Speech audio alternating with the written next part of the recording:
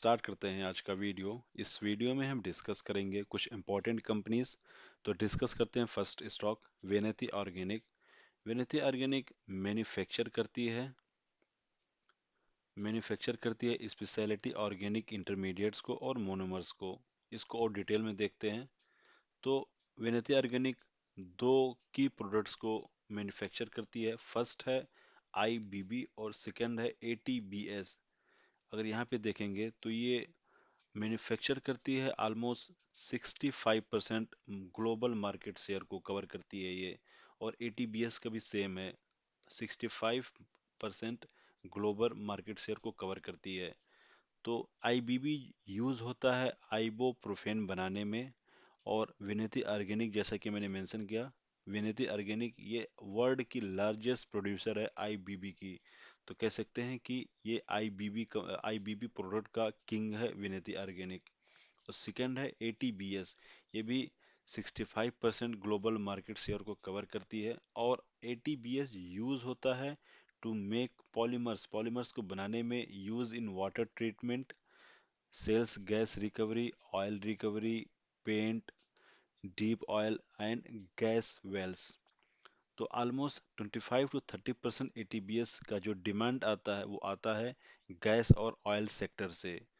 तो जिस तरीके से फाइन ऑर्गेनिक ओलियो केमिकल की किंग है, उसी तरीके से विनती ऑर्गेनिक आईबीबी और एटीबीएस की किंग है। ये दो प्रोडक्ट की ये कंपनी किंग है। तो काफ़ी लाइक वर्ल्ड वाइड में इसका काफ़ी डिमांड है, क्योंकि ये ऑलमोस्ट 65% आईबीबी और एटीबीएस दोनों को 65% मार्केट को कवर की है। और लार्जेस्ट मैन्युफैक्चरर ये है। तो और डिटेल में देखते हैं कि इसमें कितना डिस्काउंट मिल रहा है, वो देख लेते हैं। तो इस कंपनी में अभी 17.88% का डिस्काउंट मिल रहा है। और इसके ऊपर कह सकते हैं कर्जा नहीं है, क्योंकि जस्ट एक 1.4 करोड़ का इसके ऊपर डेप्ट है बस। और इसका मार्केट कैप है 20,062 करोड़ का। अगर इसका नेट प्रॉफिट अगर देखें ईयर टू ईयर का, तो इसका net profit year two year इसका जंप कर रहा है। आपको दिखेगा यहाँ पे काफी तेजी से जंप कर रहा है। अगर ओपीएम देखें तो ओपीएम अप एंड डाउन रहा है। इस बार का ओपीएम अगर टीटीएम का देखें तो थोड़ा सा गिरा है।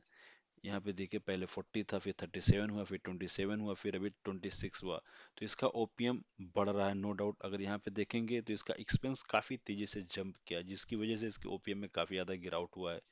यहाँ पे आप देखिए एक्सपेंस मोर देन डबल हो चुका है। पहले 600 था 2020 में, और अभी जो है 1417 करोड़ का हो गया है। तो इसका एक्सपेंस काफी ज्यादा बढ़ा है, जिसकी वजह से ओपीएम में काफी गिरावट हुआ है।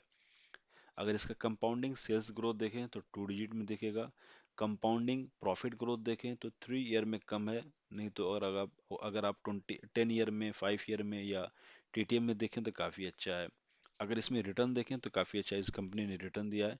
10 ईयर में 39% का, 5 ईयर में 31% CAGR का, और 3 ईयर में 27% CAGR का, और 1 ईयर में 2% का।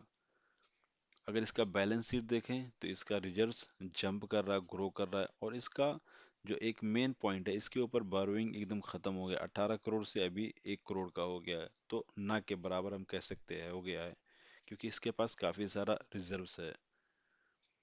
अगर इसका होल्डिंग पैटर्न देखें तो इसमें प्रमोटर का होल्डिंग 74% है। FII इसमें थोड़ा सा ऐड किया है और 4.76% का हो गया है। DII ने थोड़ा सा रिड्यूस किया है, 7.99% का हो गया। और पब्लिक का होल्डिंग 13.19% का है।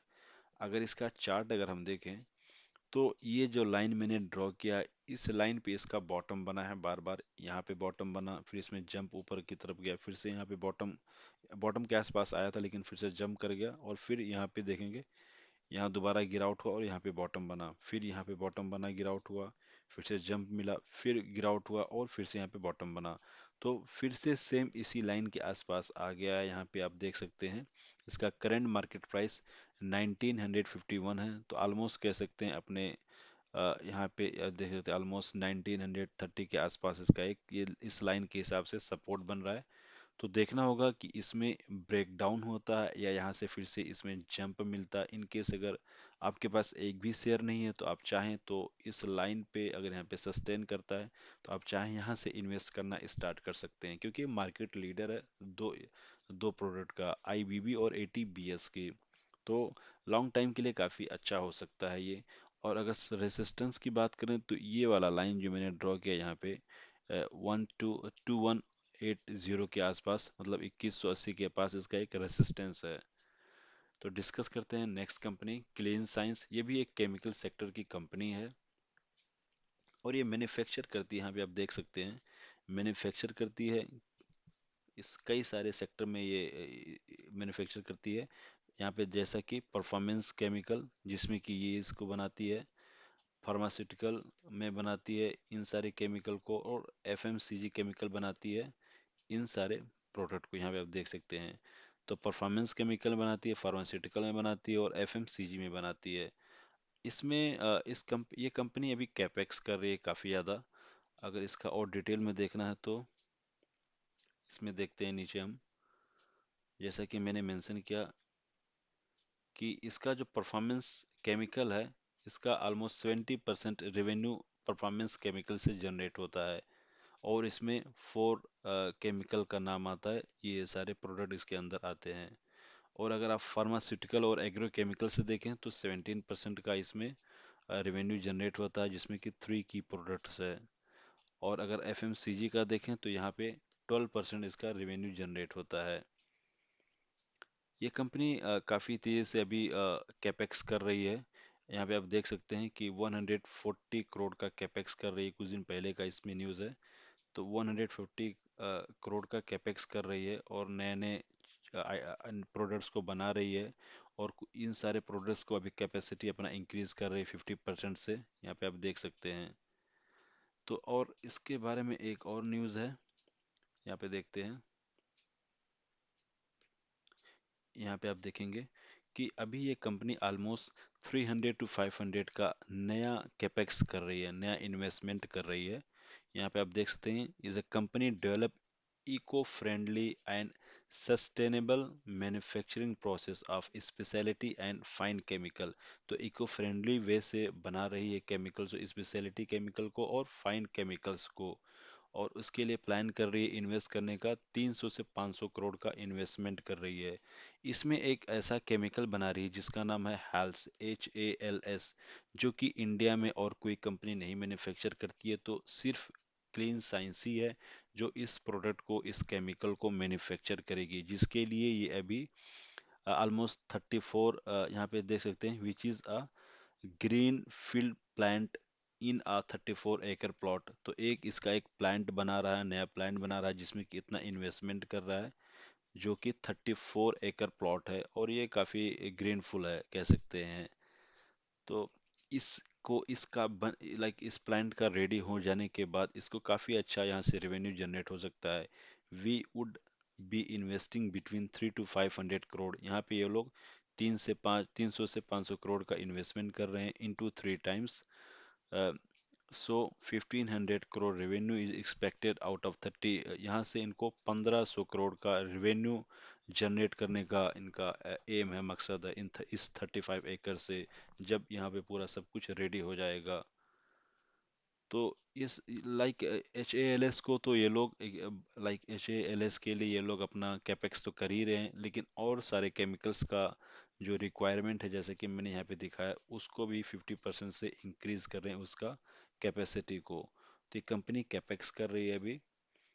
और इस कंपनी में अगर देखें गिरावट क्यों इतना चल रहा है, क्योंकि इसमें अगर आप देखेंगे, यहाँ पे हम आपको चार्ट दिखाते हैं तो इसमें काफ़ी ज़्यादा गिरावट दिखेगा। यहाँ से देखेंगे यहाँ तक काफ़ी ऑलमोस्ट 40 to 45% का इस कंपनी में गिरावट हो चुका है। ये देखिए 45% का गिरावट चल रहा है क्लीन साइंस में। तो इसके पीछे रीज़न क्या है वो हम आपको दिखाते हैं। ये कंपनी ऑलमोस्ट 80% अपने प्रोडक्ट को एक्सपोर्ट करती है यूरोपियन कंट्री को, जिसकी वजह से इस कंपनी में अभी बहुत ज़्यादा गिरावट चल रहा है। अगर आप देखेंगे यहाँ पे, मुझे डिटेल नहीं मिल रहा, मैं कहीं पे नोट डाउन करके रखा था लेकिन मिल नहीं रहा है अभी। तो ये कंपनी 80% अपना प्रोडक्ट को एक्सपोर्ट करती है आउट ऑफ इंडिया, जिसकी वजह से इसमें काफ़ी ज़्यादा गिरावट चल रहा है। यहाँ से मैं एक्सप्लेन करता हूँ।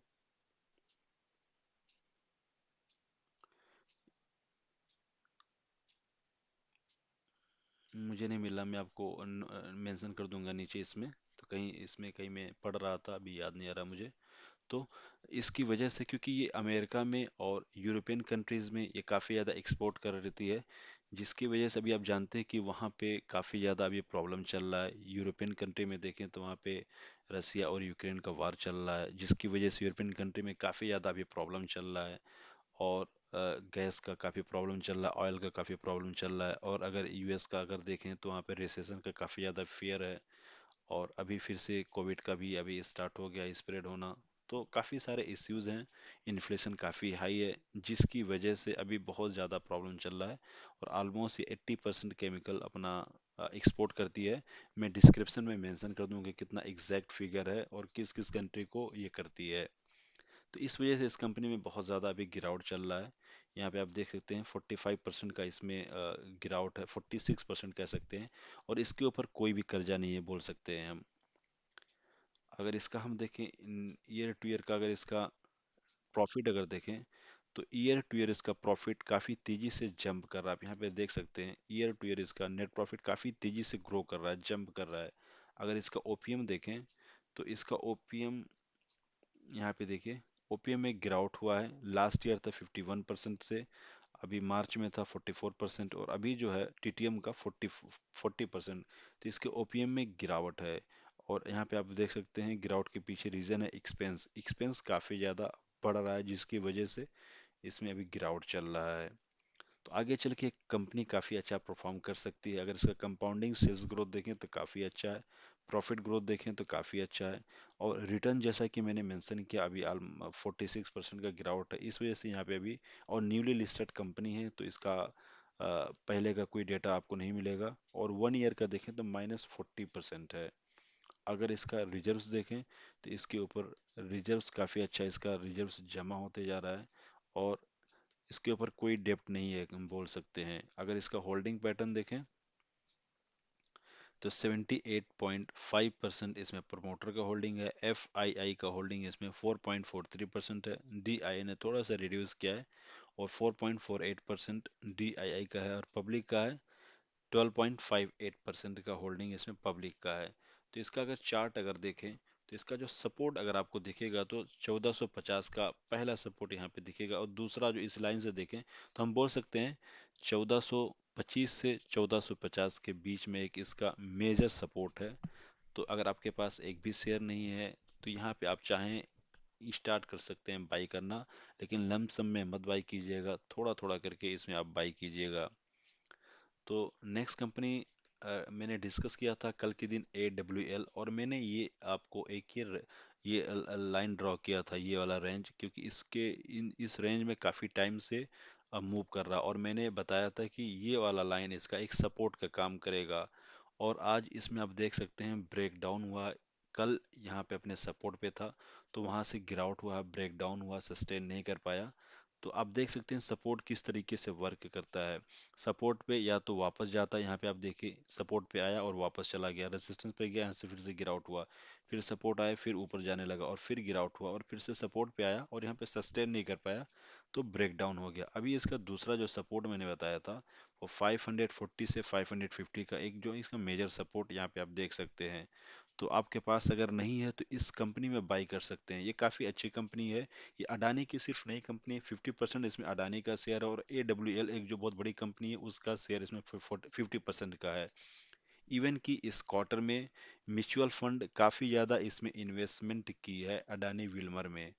तो अगर आपके पास FMCG अगर स्टॉक बाई करना चाहते हैं तो इसको भी आप एनालिसिस कर सकते हैं। लॉन्ग टाइम के लिए काफ़ी बेस्ट है। लॉन्ग टाइम मीन्स 2-3 साल।